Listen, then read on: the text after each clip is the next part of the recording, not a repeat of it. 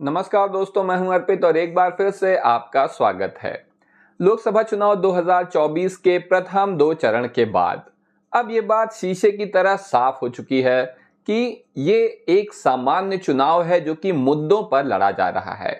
अब 2019 जैसी हालत नहीं है जब जनता हर बात पर सर्जिकल स्ट्राइक और मोदी, पाकिस्तान इस तरीके की बातों में उलझी हुई थी। इस बार मुद्दों पर आधारित चुनाव है, इसलिए जाहिर सी बात है महंगाई, बेरोजगारी, भ्रष्टाचार ये सारे मुद्दे हैं जिस वजह से सरकार के प्रति जनता में नाराजगी भी है। लेकिन ये नाराजगी प्रधानमंत्री नरेंद्र मोदी से कहीं ज्यादा स्थानीय सांसदों के प्रति है, जिस बात को प्रधानमंत्री मोदी भी अब अच्छी तरह से समझ चुके हैं कि जो लोग केवल उनके नाम पर चुनाव जीतकर आ गए, एमपी बनकर आ गए, संसद में पहुंच गए, वो कभी अपने क्षेत्र में कुछ करने ही नहीं गए, क्योंकि उन्हें उम्मीद थी कि अगली बार भी क्या होगा, जिस तरह से इस बार चुने गए थे उसी तरह से अगली बार भी चुने जाएंगे प्रधानमंत्री नरेंद्र मोदी के नाम पर। लेकिन इस बार ऐसा कुछ नहीं हो रहा है और लगातार भारतीय जनता पार्टी का उत्साह गिरता जा रहा है। जो भाजपा के समर्थक हैं वो मतदान केंद्र तक ही नहीं जा रहे हैं, जिसका एहसास प्रधानमंत्री मोदी को हो गया है और अब ये उनके भाषणों में भी दिखाई देने लगा है। आप देख सकते हैं कि प्रधानमंत्री मोदी अब लगातार विक्टिम कार्ड खेल रहे हैं, जिसका एक उदाहरण मैं आपको यहां दिखाने जा रहा हूं, जिसमें मोदी कह रहे हैं कि सबने मुझे गाली दी, मुझे ये कहा, मुझे वो कहा।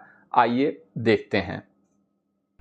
इनके एक नेता ने मुझे पागल कुत्ता कहा तो दूसरा नेता सामने आया और मुझे भस्मासुर की उपाधि दे दी। उन्होंने मुझे बंदर कहा।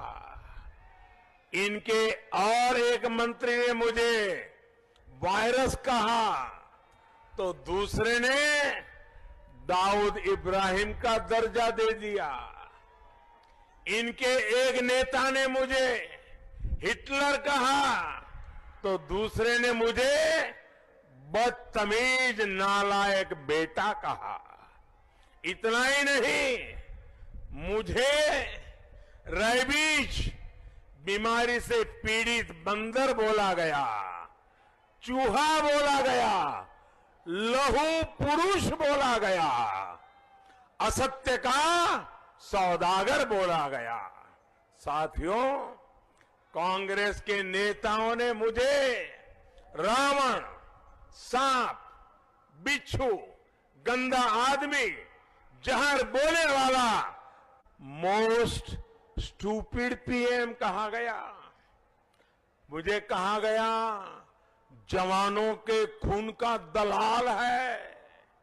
इनके प्रेम की डिक्शनरी से मेरे लिए गद्दाफी, मुसोलिनी, हिटलर ऐसे शब्द भी चलते ही रहते हैं।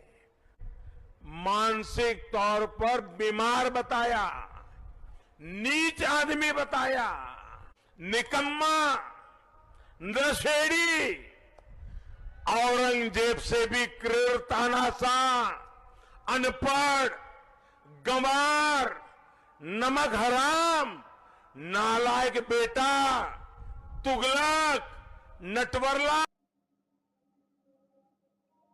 तो ये थे प्रधानमंत्री नरेंद्र मोदी, जिन्हें आपने देखा कि वो कह रहे हैं, जनता से शिकायत कर रहे हैं कि विपक्ष मुझे जो है भला बुरा कह रहा है, मुझे औरंगजेब से भी क्रूर तानाशाह कहा गया, मुझे लहू पुरुष कहा गया।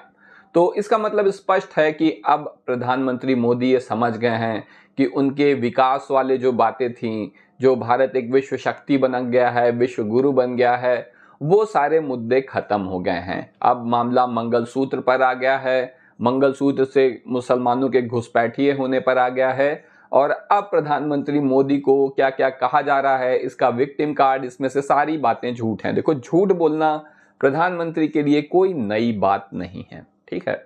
वो अच्छी तरह से समझ गए हैं कि अब इस चुनाव में क्या हो रहा है। अब प्रधानमंत्री मोदी इस तरह की बातें क्यों कर रहे हैं, ये आइए हम देख लेते हैं, जो कि दूसरे चरण के मतदान का जो रुझान आ रहा है, जो सर्वे है, उससे स्पष्ट पता चलेगा। तो चलिए देखते हैं। सबसे पहले केरल की बात करेंगे, जहां पर 20 लोकसभा सीट है। यहां पर इंडिया गठबंधन पूरी 20 सीट जीतने जा रहा है, क्योंकि एनडीए या भारतीय जनता पार्टी का यहां कोई अस्तित्व नहीं है। इसके बाद कर्नाटक में 14 लोकसभा सीट है, जहां पर अभी पिछले साल कांग्रेस ने भाजपा को विधानसभा चुनाव में हराया था और यहां पर बीजेपी 14 में से 4 सीट जीतने जा रही है, जबकि इंडिया गठबंधन 10 सीट जीत रहा है। इसके बाद है राजस्थान, जहां पर 13 लोकसभा सीट है और कुछ दिनों पहले ही यहां पर भारतीय जनता पार्टी ने कांग्रेस को हराकर अपनी सरकार बनाई। इन 13 में से 10 सीट भारतीय जनता पार्टी जीतने जा रही है, जबकि 3 सीटों पर इंडिया गठबंधन को जीत मिल रही है। इसके अलावा महाराष्ट्र में 8 लोकसभा सीटों पर चुनाव हुआ है, जहां पर 3 सीट बीजेपी को मिलेगी और 5 सीट इंडिया गठबंधन को। आपको बता दें कि शिवसेना भारतीय जनता पार्टी की सहयोगी थी पिछले लोकसभा चुनाव में, जो अब इंडिया गठबंधन का हिस्सा है। इसके अलावा उत्तर प्रदेश में 8 लोकसभा सीटों पर चुनाव हुआ है। प्रधानमंत्री मोदी की निराशा का सबसे बड़ा कारण उत्तर प्रदेश है।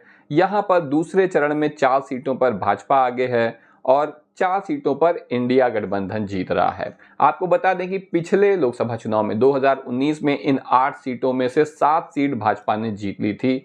इस बार सिर्फ 4 सीट जीत रहा है, तो 3 सीट का दूसरे चरण में भी नुकसान है। इसके बाद बात करेंगे मध्य प्रदेश की, जहां पर 6 लोकसभा सीट है, जिसमें से बीजेपी 5 जीत रही है और इंडिया गठबंधन को सिर्फ 1 सीट से ही यहां पर संतोष करना होगा। इसके बाद है असम, जहां पर 5 लोकसभा सीट है, जिसमें से 4 भाजपा जीत रही है और इंडिया गठबंधन को 1 सीट मिलेगी। बिहार में 5 लोकसभा सीट है, जहां पर बीजेपी 1 जीत रही है और इंडिया गठबंधन यहां पर 4 सीट जीतेगा। छत्तीसगढ़ में 3 लोकसभा सीट है, बीजेपी 2 पर जीत रही है और कांग्रेस 1 जीत रही है। पश्चिम बंगाल में 3 लोकसभा सीट है, दूसरे चरण में भाजपा 2 सीट जीत जाएगी और टीएमसी यानी तृणमूल कांग्रेस ममता बनर्जी की पार्टी है, उसे सिर्फ 1 सीट से ही यहां पर दूसरे चरण में संतोष करना होगा। इसके अलावा त्रिपुरा, जम्मू कश्मीर और मणिपुर में 1 लोकसभा सीट है। इन तीनों जगह पे 1-1 सीट है, जिसमें से त्रिपुरा की सीट भारतीय जनता पार्टी जीत रही है, जम्मू कश्मीर इंडिया गठबंधन जीत रहा है और मणिपुर की सीट भी इंडिया गठबंधन जीत रहा है। अब अगर 2019 के चुनाव से इसकी तुलना करें तो 2019 में 61 लोकसभा सीट एनडीए को मिली थी। ये जो सीटें हैं जहां चुनाव हुआ है 89 सीटों पर द्वितीय चरण में, इसमें से 61 सीट मिली थी एनडीए को और 22 सीट मिली थी इंडिया गठबंधन को। वहीं इस बार 35 से 40 सीट मिल रही है एनडीए को, जबकि 45 से 50 सीट मिल रही है इंडिया गठबंधन को। तो अब आप समझ सकते हैं क्या वजह है जो प्रधानमंत्री नरेंद्र मोदी इस तरह से विक्टिम कार्ड खेल रहे हैं। आपका इस बारे में क्या कहना है, कमेंट सेक्शन में जरूर बताएं। आज के लिए बस इतना ही, धन्यवाद।